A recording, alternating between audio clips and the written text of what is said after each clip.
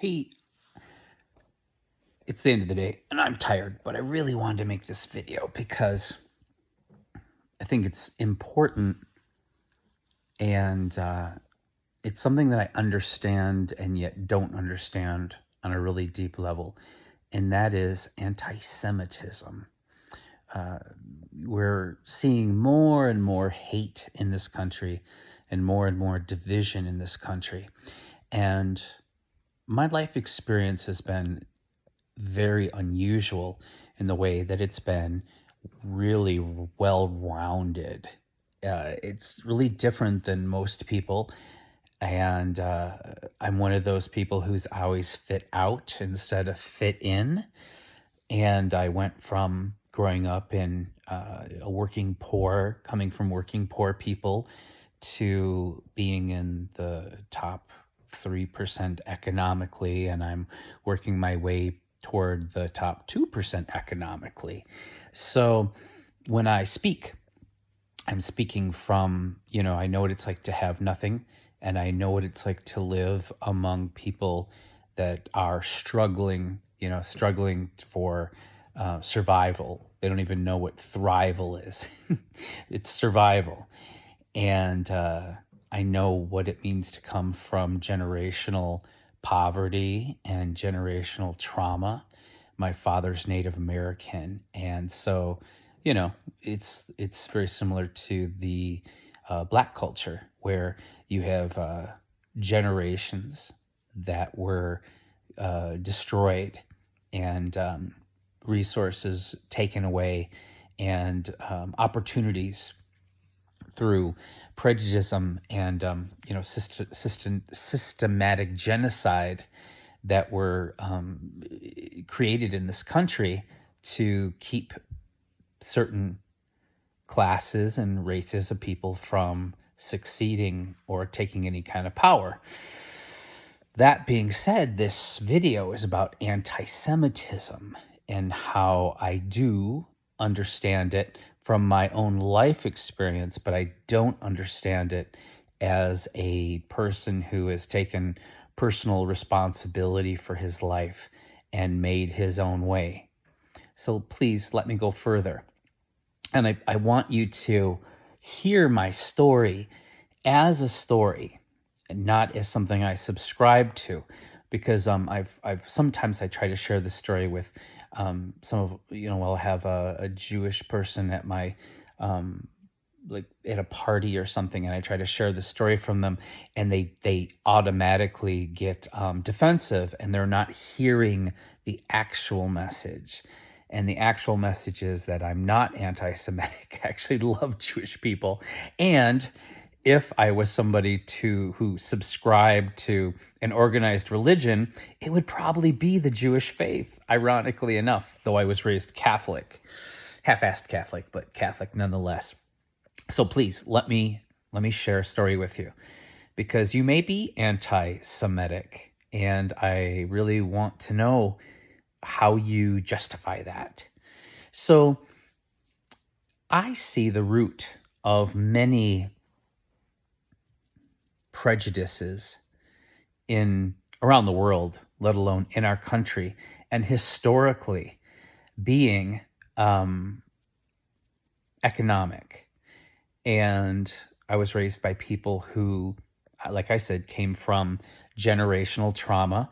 My mother's grandparents were Polish immigrants, so she was second generation Polish, pedigree Polak. And as I said before, my father was raised in a very impoverished part of America in Sault Ste. Marie, Michigan. And basically it was like reservation style poverty, where he told me when they got a hole in their shoe, they put a piece of cardboard in it, and it wasn't unusual for them to bathe in the lake or the river with ivory soap. It was, and he had a lot of other stories that were unfathomable. And, there's still this level of poverty that many Americans don't understand on the different Native American, Indian reservations across the United States, people living without plumbing, people living without electricity. Pretty shocking. because we always think of those conditions being in third worlds, but we have plenty third world circumstances happening right here in America. But you may know this or you may not know this, but during the war, when the Nazis came to Poland for the Jews, the Polish people handed their friends and neighbors over without any fight for the most part, and and took over their houses and businesses. And it's pretty shameful when you think about it. And then ironically, that karma came around really fast, because once they ran out of Jews and homosexuals and gypsies, they went after the Polacks and started dragging them to the concentration camps. I'm laughing. It's not funny, but it's ironic.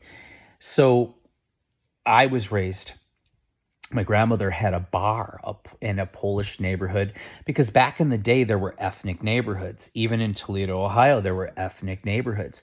And my grandmother just happened, as a single woman, to scrape enough money and opened up a little bar, Mary Lou's Cafe on LaGrange Avenue. And it was the Polish neighborhood. It was all these little bungalow, affordable houses that the elderly Polish immigrants could live in, and they maintained them beautifully. And growing up as a child in a bar, I was exposed to people who actually survived the war and the Holocaust. And the thing that really blew my mind was that my mother was so anti-Semitic. The way she talked about Jewish people was so severe and so frightening that literally at the age of 19 years old, I thought that Jewish people had a different colored blood coursing through their veins. I went to a Catholic school, and for some reason, I missed the point that that Judaism was a religion, and I know it's also genetic, but can you imagine being raised in such ignorance and hatred that you literally thought human beings had another color blood coursing through their veins, like they were aliens? And of course, because I lived in this factory town, this small town, if or when I was exposed to Jewish people, I had no idea. Like, it just didn't. And my parents, basically, ironically, my dad being majority Native American, but he had immigrated from Sault Ste. Michigan to his parents to Toledo, Ohio in the 50s and 60s. There weren't a lot of Native Americans, so they settled into a Polish neighborhood. And ironically, all three of my father's sisters married Polish men. So all my cousins are Polak Indians also. But that being said, my dad, oh my God, he hated everyone. And we lived in a majority Black neighborhood. And so I was taught to hate Mexican people. I was taught to hate or be suspicious of any Asian people. I was taught to, and living in an all Black neighborhood, you didn't really have the option to dislike African Americans, because you had to form alliances because they were your friends and they were your next door neighbors. So you can see the conflict here at a really young age and how isolating that can be. But I also want to tell you, I guess the blessing I had being a gay man was that, I knew what it felt like to be on the outs and to be judged, and for people to automatically be suspicious of you or be against you. And I also had the experience of being the only non-Black person in a neighborhood, on a bus or in a situation, and experience the violence of that, of being the target of all that hatred.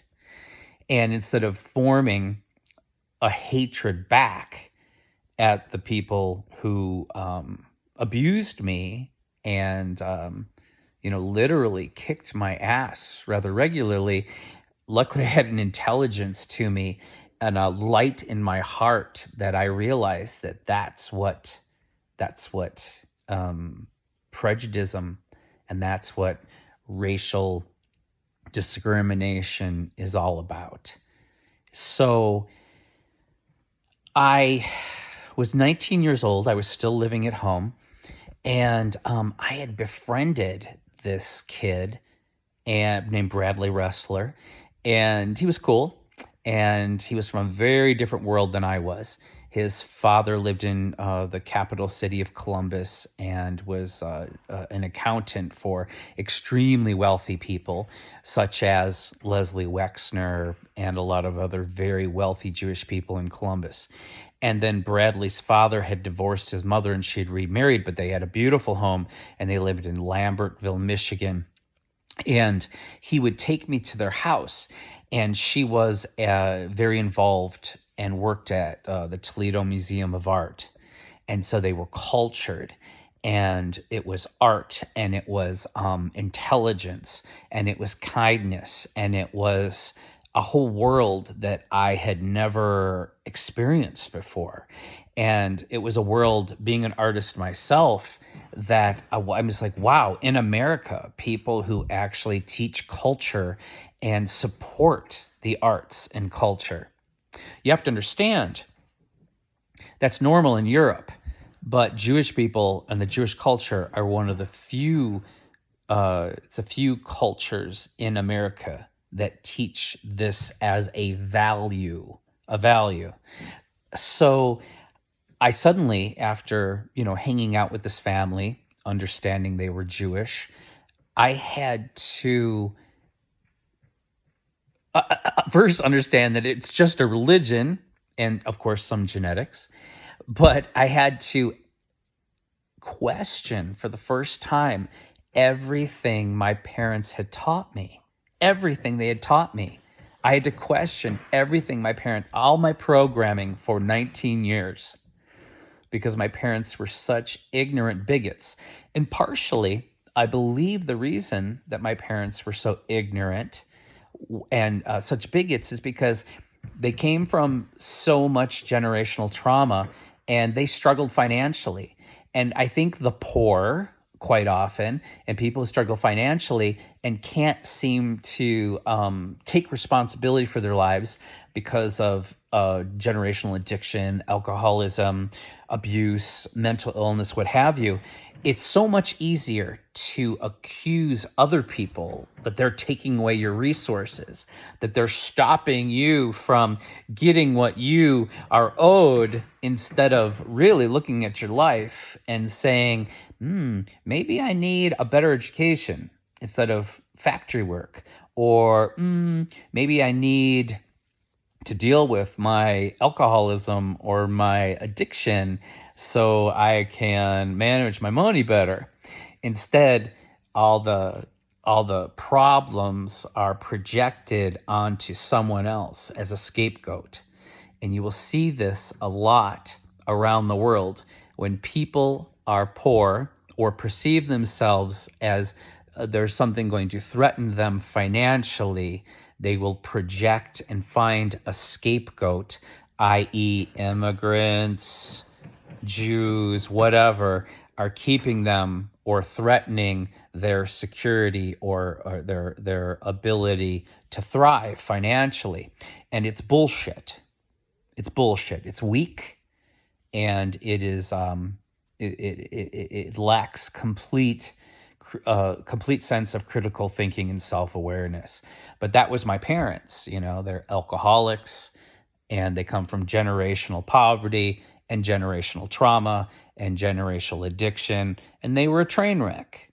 And it's taken me years of therapy to untangle what should have been just a nice childhood, like a nice normal childhood. So that being said, as I made my way out into the world, some of my best friends and some of my greatest supporters turned out to be who? Jews. Jews. I actually made some beautiful things for the synagogue, Reformed Jews in Columbus, and taught a class there. Some of my dearest friends, Joyce Griffith, I could go on and on. So my dearest friends are Jewish. And Yes, yeah, they do have principles, and they do have social etiquette. They do tend to support each other and keep each other, resources in their circle. But what's wrong with that? For years they've been persecuted. For years they've been stabbed in the back and literally tried to destroy. People tried to destroy them. So why don't they have the right to do that? And if you have such a problem with that they're not sharing of their resources because they try to, keep those resources within their community, no one is stopping anyone else's community from doing the same thing. No one is preventing anyone from networking or being, conscious entrepreneurs or giving someone else a hand up. It is what it is, but don't judge them for creating a system that brings them security. And I didn't have the luxury of being a bigot. And I think one of my greatest blessings in life was that I didn't have parents that I trusted, that cared for me, that I respected. Because if I would have trusted and cared for and respected my parents, I probably would have taken on their horrible beliefs. And if I would have taken on their horrible beliefs, and I actually had a chance to tell my mother this because I was estranged from my parents for many, many years, and I'm still estranged from my father, I said to her, if it wasn't for understanding the value of diversity, and if it wasn't for my friendships that I've made with people of all races, all colors, and all faiths, my life would have been a failure. And it was my understanding of how wrong my parents how wrong my parents were, that took me around the world and allowed me to make friends with and embrace innumerous different kinds of people. So I don't get the anti-Semitism. I don't get it. I think it's weak. I think it's again, the Jews are just being used as a scapegoat. Like, this country has a history, and often when I look to answers, I look to history and statistics. History and statistics. And when you look at the people who built this country and then how we treat them afterwards, it's great to exploit them for the free, cheap labor, the Chinese, the blacks, the Hispanics. But as soon as they're done doing our dirty work, we want them to get the hell out. I mean, think about that. How would you feel if that is the way you were treated? It's bullshit is what it is. And I mean, I don't have to I don't have to state the obvious. We're all immigrants, unless you're Native American, like I'm half, but I'm not gonna beat you up for your great grandparents or your great great great parents looking for opportunity and coming here. But realize that almost everyone here is a damn immigrant. And so somewhere along the way, your people were probably mistreated, whether they were Irish or English or Scottish. At some point, they were on the shitty end of the stick and treated like crap, and everyone wanted to send them back to their own country. So if you are anti-Semitic, because I am not, I love Jews, I love the Jewish faith, please write in the comment box your logic. I want to know your logic about how you support the your ideas behind what substantiates your opinions and ideas behind targeting Jewish people because I love Jewish people. I mean, I'm being general right now, but we also have a bond that people don't understand. And there used to be this off the cuff joke in Hollywood that the Hollywood was run by gays and Jews. And partially, do you know why that was? Do you know why often Reform Jews and gays tolerate and tend to uh, pair together and make things happen together? Because we died together during the Holocaust. They were killing the gays and hanging us, and they were killing the Jews. So, because we died together, now we thrive together. So, that being said, this is a pretty interesting video. And I want you to take care of yourselves and take care of each other. And because I believe how we treat each other on the streets is our ultimate reality. And, if you have a certain prejudice towards a certain group of people, I want you to analyze this because I came from literally, a neighborhood where you had bars on your window and dogs and guns. And now I live, like I told you, I live in just a beautiful, beautiful, safe, demographically wealthy place. I want you to really, reach into your heart because often we form opinions on people who are struggling and impoverished. So, like, people hate Native Americans because they grew up near Native Americans and they see the worst case scenario. Or people, grow up in a black neighborhood or near a black neighborhood and they see the worst case scenario. But let me tell you, when people have educations and people have access to healthcare and therapy and people have enough or people are well and wealthy, a lot of that shit just disappears. No one, it just doesn't exist.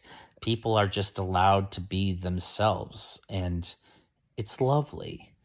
And I wish the entire world could experience that, so they could see people and allow people to be individuals and to be diverse and to allow people to have different beliefs and different sexualities and just be like, I got mine, I'm good with me, and you got yours, and you're good with whatever you're doing, and that's creation. Just like every day we're still finding a new species of animal on the planet, a new species of plant. If you want to talk about natural law and natural things, diversity is probably one of the number one most natural things about life itself. All right, bye.